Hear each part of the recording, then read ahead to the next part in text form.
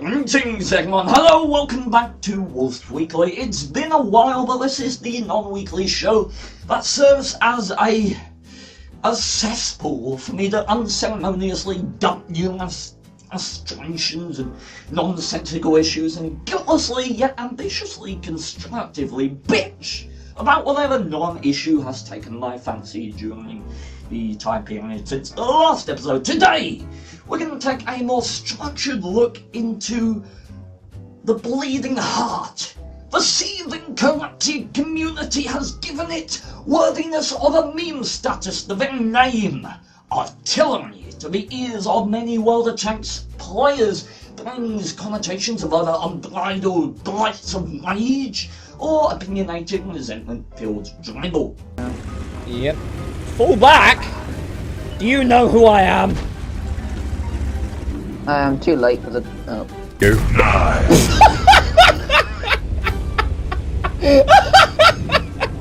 Welcome to the hill, bitch! Nice. Whoop, whoop, whoop, whoop. He got wrecked. Oh, I'm gonna miss Artie. In spite of which, I am going to answer comprehensively the question, can artillery be good in the World of Tanks? Is it possible? And if so, how? So, join me as we dive headlong into the profoundly baffling history of wargaming, a developer seated on top of a player base thirsty for change, innovation and progress, which seeks to appease them by doing the bare minimum, the basest sliver of player-wanted adaptation. Let's get started.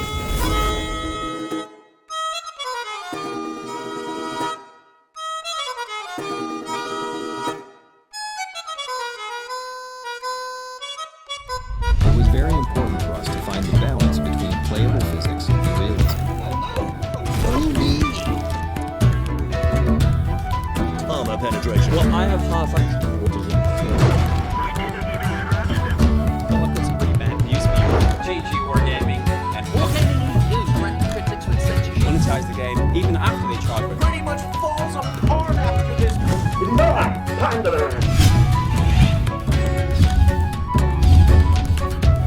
You're right. Understand the algorithm? Company full of microtransactions. Artie. Part of me feels that I'm a few too many years late to this topic. It's been done to death. The Artie hate bandwagon rolled through town, cause such a ruckus, ran over Mrs. Pearson, and Wargaming actually took their head out of the ass of their Russian medium tanks and did something about it. So, why am I bringing this up now? To put it rather simply, what Wargaming have done is not good enough.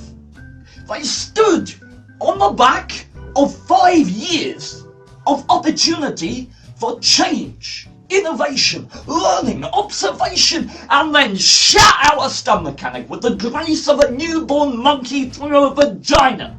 It is insulting. The lack of ideas, the lack of effort that was put into it. They made changes with the elegance of a bridge falling down the stairs, and quite frankly, it saddens me that more people don't recognise that.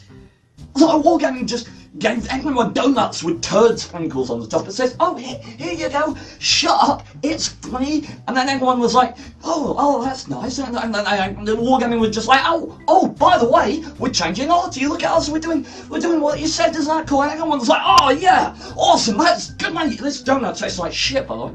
It's sickening, right?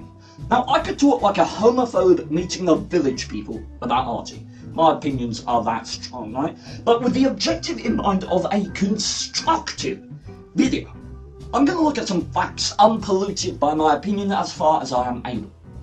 Artie, in the state it was before patch 9.18 when the changes were implemented, was not overpowered. What's this object 140 doing? Is he relocating over?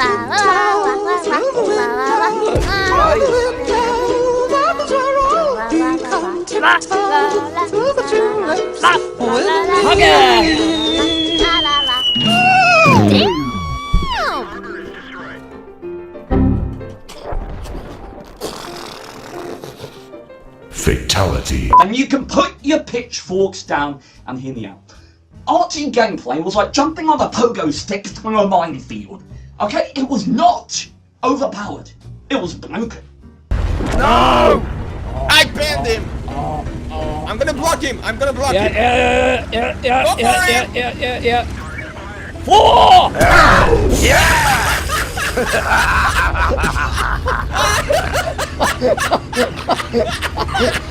Get big, punk! Welcome on YouTube! Shockingly, hideously broken, yes, but not overpowered. And you might be sat there thinking, there's a small difference between the two terms, but actually there's a very important distinction to be made between the two terminologies. One that's absolutely essential if you are to understand my little analysis. So, when a tank is overpowered, it means its performance across the board is consistently, significantly above the average, the bar that's been set on a tank of that type and tier. And these are things like the Object 268 version 4, the Defender, the Panzer 1C, Panzer 2J, the Patriot, the Liberté, the SU-1T244, the pre-nerf VK-4502B and T-110E5. All of these tanks can or could waltz around the battle with about the same concern as a pampered house cat walks around the house, and they'd still come out with a decent result by virtue of what they are. None of those tanks, in my opinion, are overpowered, with the exception of the Panzer 2J and to some extent the Panzer 1C. None of those tanks are broken. I said overpowered before. None of them are broken. What broken means is when a tank literally displays such obvious contempt for the state of gameplay that it's ludicrous. Ridiculous example here, but imagine if a tier 3 light tank had the armour of a tier 5 heavy. That would be broken and ridiculous. These are tanks like the Waffenträger V100 back in the day, the Type 4 and Type 5 heavy, and yes indeed, arty. These tanks are broken because they're not good, at least not consistently. But the negative impact they have on the game is insurmountable. I don't know why I've got this pen. The Waffenträger V100 would unload and then just die. It was like a donkey on Viagra. Type 5 Heavy is perhaps the best example currently in the game of meta breaking. Because if you start with weak spots, the average penetration of a tier 10 heavy tank is 252mm, and the weak spot of a Type 5 Heavy is 250mm thick. For the best possible shot you could ever get, 250! Oh wait, no, it angled a bit, now it's 280. And the side weak spot is 290. And forget the lack of accuracy. Forget the fact that it's more or less impossible or improbable to hit this, even if you make a very good shot, and you do hit this, you'll wind up with about a 27% chance of penning with standard ammo. But wait! Suddenly an enemy tank pushed that 2 key. After training with the monks for ages, they finally worked out how to use the skill of the 2 key, and now they don't even have to aim for weak spots, they get 70% chance of pinning. It's worth noting as well, like an overweight photon, heat shells don't lose penetration over distance, meaning that the Type 4 and Type 5 can be easily engaged and destroyed out of their effective range.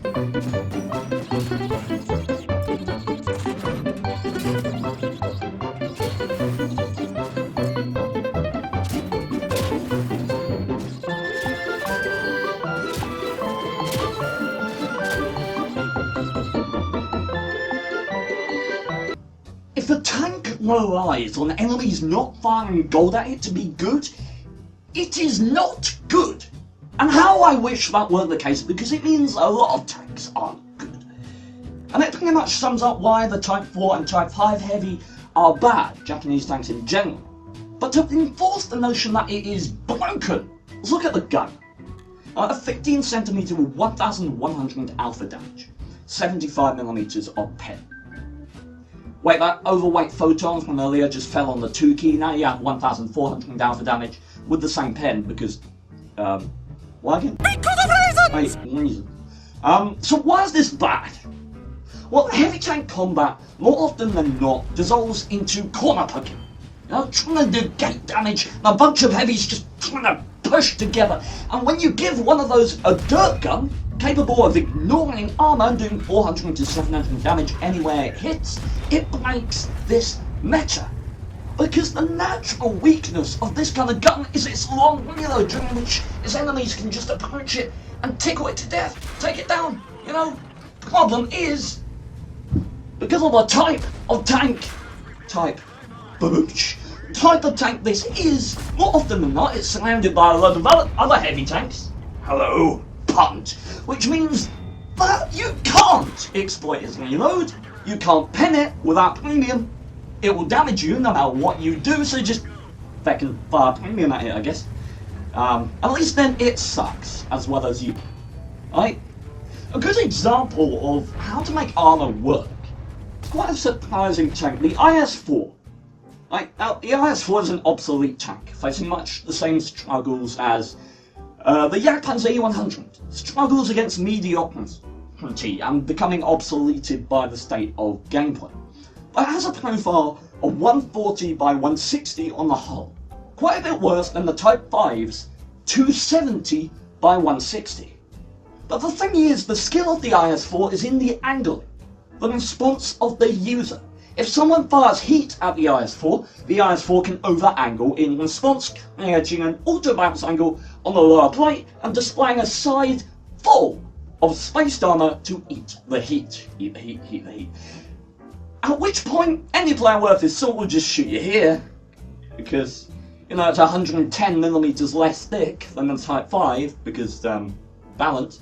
But the IS-4 has angled surfaces, like not just flat hunks of armor. It has noticeable weak spots to be exploited and protected, and all of this works to blend it far more amicably into gameplay than the Type 5, which, in my opinion, is just incredibly toxic for gameplay. It is broken. So hopefully that's given you a good idea of the distinction between these two terms. Now, arty. It faces many a problem. It's been over many a concern, or at least it was. The issue with arty, in my opinion, was a broken meta. Through the window, by the window, that is where I'll be. Come tiptoe through the tulips with me. It was at this moment that he knew. He fucked up.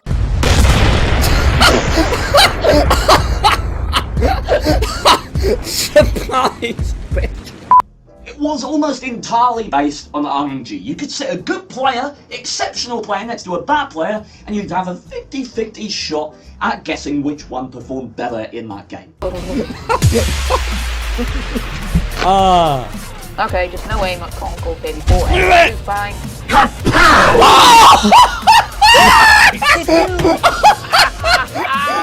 I just no-scoped the feck out of that guy. And that RNG factor was a source of endless frustration to both the arty player, unless it was me, because I just did this all the time.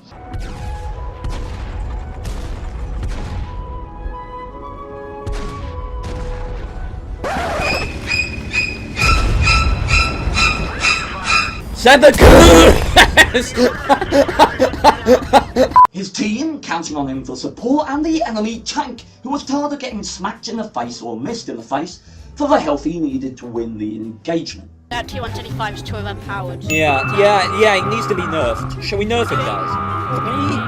Balancing. 3, 2, 1, fire!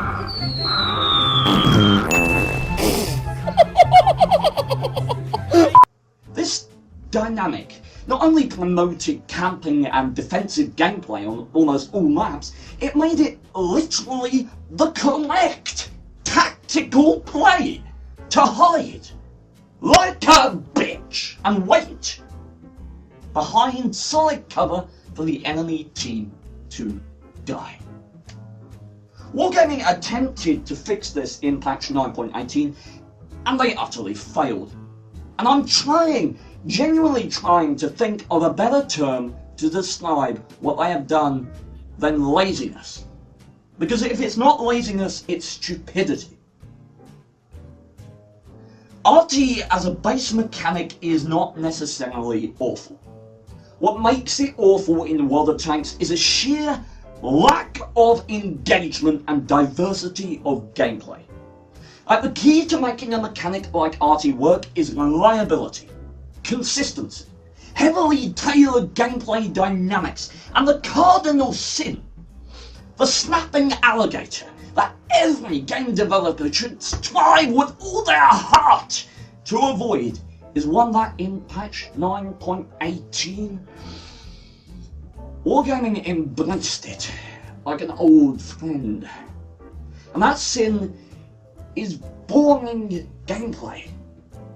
It is simply droll and repetitive.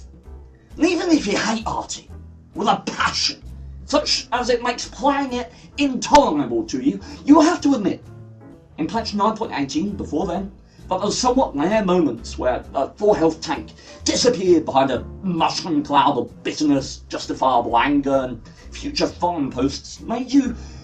it served to make you go, whoa! Whether you're the witness or the perpetrator. Now, however, RT has, I hate to say it, declined. It's moved into such dull and monotonous gameplay that I took it upon myself to sell every single one of my artillery. So how could they fix this? Oh, this is a source of much frustration to me because it's simple. It really truly is. It sounds complicated on the face of things, but it's a simple... When I play a light tank, a medium tank or a heavy, I feel engaged. I feel like every decision I make can impact the game and can cost me my tank. Now, certain nuances of artillery gameplay are naturally one-dimensional, and that's not going to change. You can't give RT investment by pushing it forward and letting it play with all the other tanks because it betrays the core mechanics. And as a result, throughout all of that, it just becomes another tank class, fighting the same problems you have with balancing everywhere else. What you can do, however, is let the player find the engagement in a level of skill. To make artillery good, it must be skill responsive. It should absolutely be the case that a good player in RT can do consistently, noticeably better than a bad player through his detailed knowledge of the game. And this is true of every other tank class, and it is why you have such a diverse spectrum of players that prefer to and adhere to one class or another because they all offer something unique and different and engaging. Okay, now here's a section I kind of begrudge myself for adding. Yet, given my tenacious opinions on the subject, it somehow felt dishonest to omit it completely. I've shaved it down as much as I feel able. I'm hoping here to at least lead you in on the numerous examples of utterly fallacious statements that indicate wargaming are either too shockingly inept to understand the problems that RT face, or they simply don't care. There's a first statement for you on limiting the number of SPGs. Curse my foolishness, eh? I saw this statement and I naturally attributed logic and reasoning to it. And although it dealt a mortal blow to my arsehole desires to collectively shat on people camping, nevertheless, I understood it. Its motivations, its need. Its point was very simply to stop arseholes like me gathering together like-minded arseholes, forming a platoon, and dropping turret from the sky like a bunch of incontinent seagulls. 9, 8, 2,000 years later. 3, 2, 1. Come on down to the Olive Garden.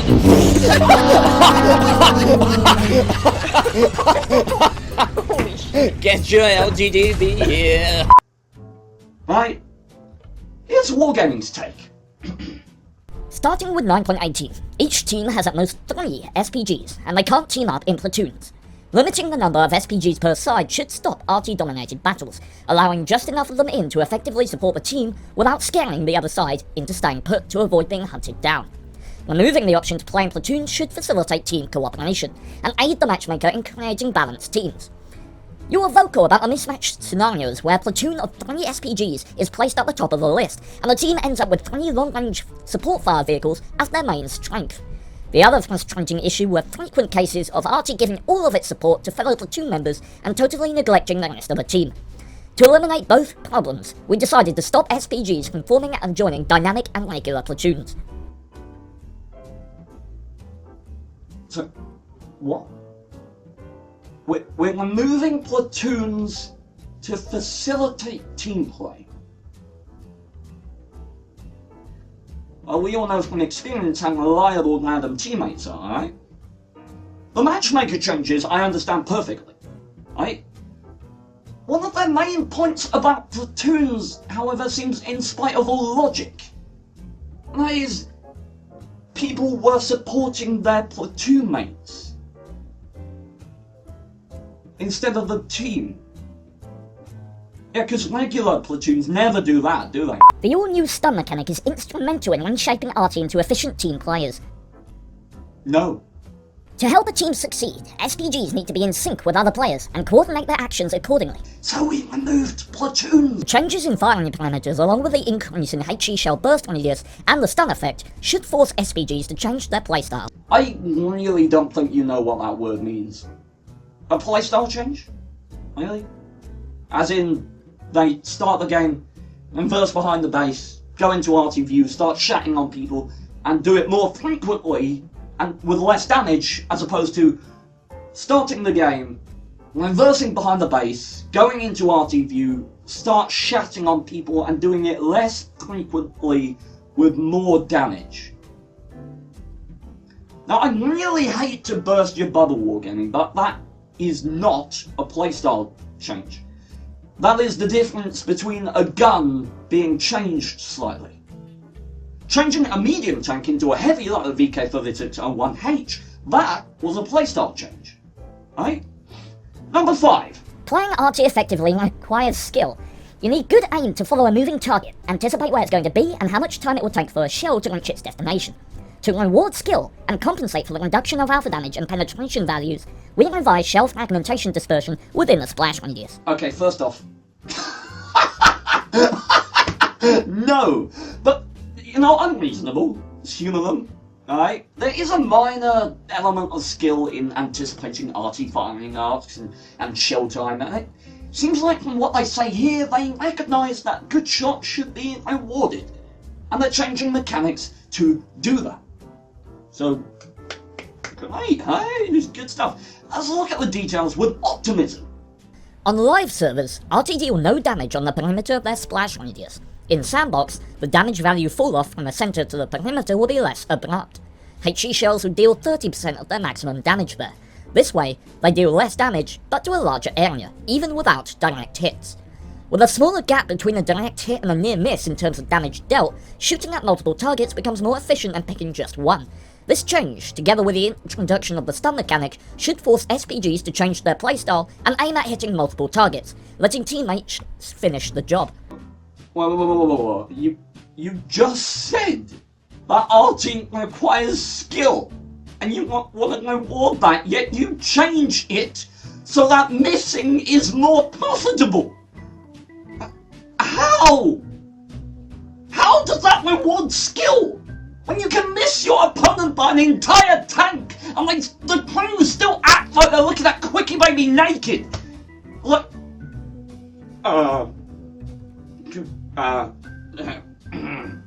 nice talk. Feck off! So this next section should elegantly justify why I'm so blatantly unimpressed with Wargaming's work. Because the next section is a result of me sitting in a hot tub for a grand total of 1 hour, jotting down ideas for changes. And I haven't altered it once between then and now. And do remember these changes are geared towards making RT engaging, creating a skill-based mechanic, right? And before anyone brings up historical accuracy, it does not matter in the slightest. Right? Wargaming themselves have said, But perfect realism is not what you need for action-packed tank clashes. and they've proven this mentality over and over again by making up tanks like the Buff and Trigger V100. And these ideas come with the assumption that the lingering caveat that artillery would only be able to carry a certain amount of shells of each type. And I'd also like to state that these ideas aren't grand, sparkling spectacles of perfection. They're not polished game design. They're the kind of thing that I would have liked to see taken to the sandbox server for further testing and considered implementation. So, here's the first of my thoughts. The paintball shell. And the paintball shell would function similarly to the AP shells of old, right? Whereby it has no splash radius and only functions if it hits directly on the tank. When a paintball shell does connect with a target, it means that that tank remains spotted no matter what else is going on for the duration of the paintball shell's effectiveness. Further to this, and this is where a skill element is again important, if you hit a tank that is unspotted, no, my pen, that is unspotted at the time, it immediately becomes spotted for your team and credits you with the spotting damage. And hey, it could be a great way to dig out defensive tank destroyers and defensive tanks, and it's not actively dealing any damage, but giving Arty another option, another way to help out, another way to support the team, another way to facilitate the use of skill. The smoke shell. This one is taken basically directly from Armoured Warfare, but it is fair to say all the tanks could learn a lot from the successes of a currently failing modern tank game. A smoke shell would function as follows, right? Through the smoke, whose radius will be dependent on the caliber of the Arty's gun, it will increase the camera ranging of any tank inside the smoke and decrease the view range of anyone looking through the smoke. And I can see this being utilised in a variety of ways, not just to cover light tanks moving from position to position, but also for the purpose of misdirection. Right? If in an endgame situation, friendly light tanks moving over one side of the map, Arty could perhaps drop a smoke shell in the middle of the map. Enemy will see it, think, I'm way ahead of them. I'm going to go up there and stop that light tank immediately. The light tank comes down the side, and I know it. Tactical play? From Arty? Who knew that could be a thing, right? The illumination shell.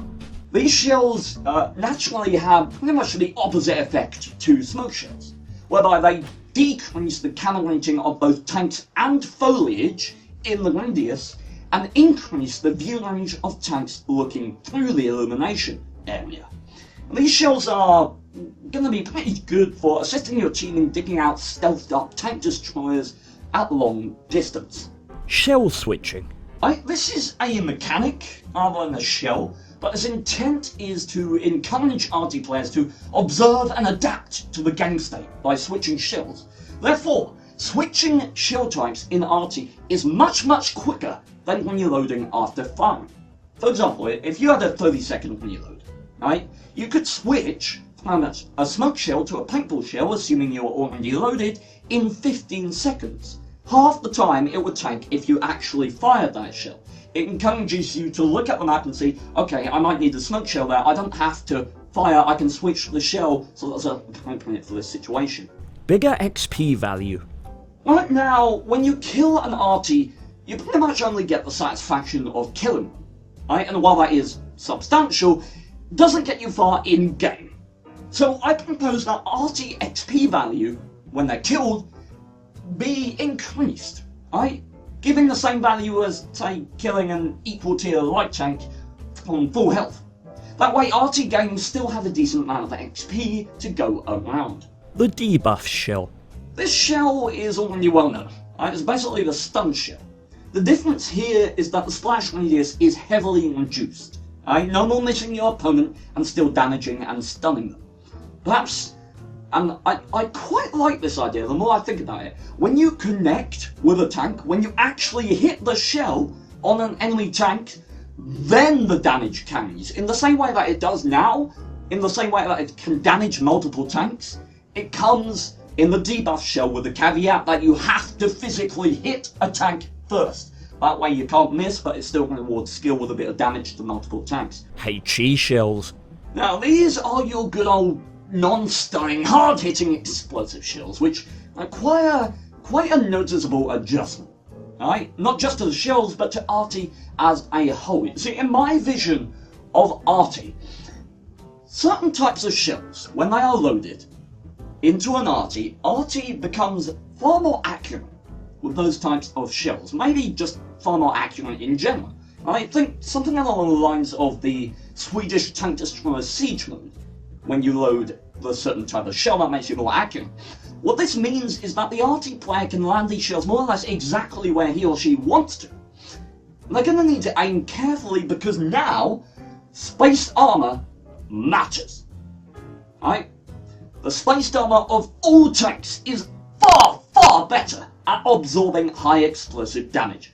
And if you want to pull out damage with these shells, the high explosive shells, which I'm thinking should be substantial, 500, 700 damage at tier 10 if you hit a really good shot, you're going to have to start thinking about damage zones and spaced armor, because if you hit the spaced armor, it will cut the damage by about 70+%. Whereas if you aim well, land a shot on the engine deck or something like that, you're going to be looking at getting some good bang for your buck. And I'm thinking perhaps a mechanic could be implemented to avoid one-shots and incredible annoyance, whereby these shells do a percentage of a tank's remaining health. Meaning that shooting at a high health tank will yield more damage, yet shooting at a low health tank could be critical. Right? This cements Arty's damage as a supporting class of vehicle, not picking up much kills because it can only do a percentage of tank's health. The tanks on the battlefield basically have to be taken out if you're farming HE by other tanks on the battlefield. Want Arty as a supporting class? Consider it. Impact elevation. This was a mechanic I considered that would be kind of like realistic mode in a flight sim, whereby it's more challenging, but it can yield better results. It also means that you can turn it off if you decide it's not for you. I'm thinking in the same style as the Swedish tank destroyers who've got the siege mode. Right? What this is you can choose how high you want to fire any type of shell within certain limitations. For the most part, the higher you fire your shell, the longer the shell travel time, yet the bigger impact of whatever shell you fired. HE shells do more damage, smoke clouds are bigger, paintball shells last longer, etc, etc. I'm thinking perhaps 25% additional effectiveness. I don't know, test it on the sandbox server, please. And likewise, you can aim down, right, lower than you normally would to get a straight shot with quick shell travel time, but less effective firepower. Right? In this scenario, hitting the button to invert to automatic mode, which is what we have with Arty now, would put you back at 100% effectiveness, with you being able to manually take control and adjust to plus minus 25% depending on whether you're aiming at a fast moving light tank, need quick shell travel time, or a slow moving heavy tank, in which case you want to get the best bang for your buck. It's worth noting that that feature could allow Arty to shoot over certain obstacles that is not afforded in the standard mode. It might be interesting. Last second counts. This was a thought with an objective in mind of protecting people from the RNG factor, snapshotting. With this mechanic, Arty are less accurate for the first 80% of their aim time, becoming much more likely to hit in the last 20%. Right? And this protects people from snapshotting, and it enforces Arty trying to consider where they're aiming and making sure they know and commit to a shot before they take it. Gun choices. I am very much a fan of customization in any game I play. I like options, and I think it'd be good if artillery, as they advance up the tiers, had choices of different types of guns that they could use that offer various disadvantages and advantages. For example, the T-92's top gun, right? Big old gun, would do very well with high explosive shells with a large capacity to carry them in-game, yet not so well with smoke and illumination, as an example. Whereas you can choose to mount the 150mm gun which boosts performance in other areas for more consistent results across the board. Different guns would also have different ranges and arcs of fire, right? And I also think it'd be good if you only had 5 shell slots and had to choose which shell types to carry at the bottom into battle, including the ones that I'll mention later. Counter battery. Right now, RT versus RT is a slow game. With not much incentive behind it at all, other than your own satisfaction. It'd be really good if RT could more visibly see RT shells. Perhaps when RT fire, their general location is pinged on the map to other RT players, encouraging RT to relocate and facilitating counter battery fire. Might be interesting. Buff shell. This is an odd one, perhaps because it feels extremely arcadey. It's perhaps one of the least historically accurate shells I'm going to suggest here. But as we're not looking for realism, say it's endgame, right? Say there's just one remaining tank destroyer on your team and it's been outflanked by a medium which is keeping it tracked. You hit your friendly tank with this buff shell, it will instantly repair any and all damaged modules in the tank. And I'd be interested to see the team play and platoon play that could come from this. People asking for modules to be repaired if they can't repair them themselves. I've also thought of this shell working as the exact opposite of the debuff or stun shell, whereby it actually increases the crew's performance inside the tank. And I think it'd be awesome to see teammates asking for a buff shell before making an engagement. I think that'd be a really interesting dynamic to test. Anti-tank guided missiles. Follows. That is literally all I've written. Probably not the best idea. Incendiary shell. Now, here's an interesting one, right? One of my favourite ones. Like most of the others, it's one that will benefit from a bit of skill and game knowledge, right? What it does is, if you shoot a piece of foliage with this shell, it removes it temporarily from the game by igniting it. Useful for coordinated bush clearing, for clan wars, for example, or if you think about the map Lakeville, there's a very particular bush on which a lot of people like to sit and scout at the early game. Better be careful now, because that bush could be going up in flames, and although it takes 5 seconds after getting hit for the shell for the bush to disappear, allowing light tanks a bit of time to respond and relocate if they're quick, you gotta be careful, and RT gets some skill to use in which bush to drop that shell. God, I love the idea of RT being skillful.